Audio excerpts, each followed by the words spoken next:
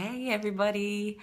I just wanted to share, only because I saw my co-author on our Thrive course, Brenda, share on her page just before, a few of the incredible things that I've been talking to the experts who are joining us for the program, because it really just does highlight how many paths there are to thriving for us, for our kids, and how many tiny little things we can forget, we can sort of not even realize we should be picking up on, that act as clues to really help our kids thrive, really finally get to the bottom of things. I mean, sometimes I know I've worked with families where you ditch the gluten, you try ditching the dairy too, and everything seems okay for a little while, and then for some reason it plateaus or even goes backwards and you're not sure what the next step is.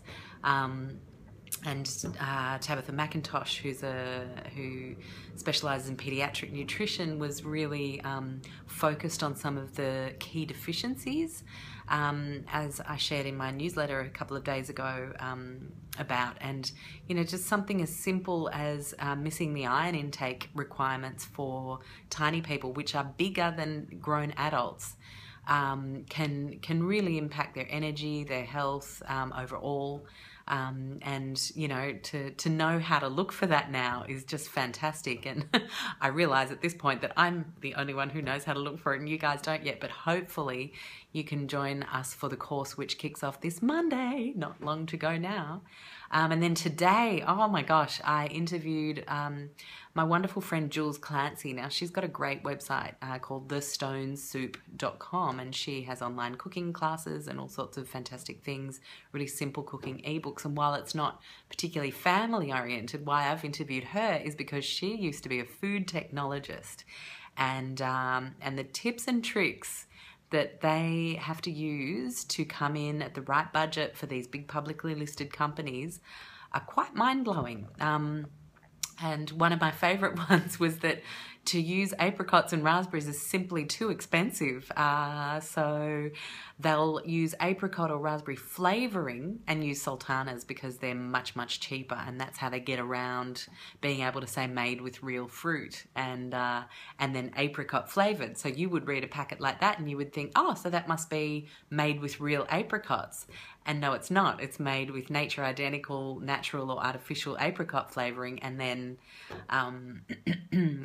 using a much cheaper fruit. And of course, we know that grapes are one of the highest sprayed crops, so that also comes into the picture there. So it was just really interesting getting that insider look at creating products for big companies and what it entails and what the pressures are to perform, to the costings, and how much the actual product cost versus the end cost, and how much really goes into marketing and all of those things that we're trying to dismantle and help our kids navigate. So many fantastic tips, as well as, of course, the ones that Brenda and I have put together for the course across all the topics we're covering. So I hope you can join us.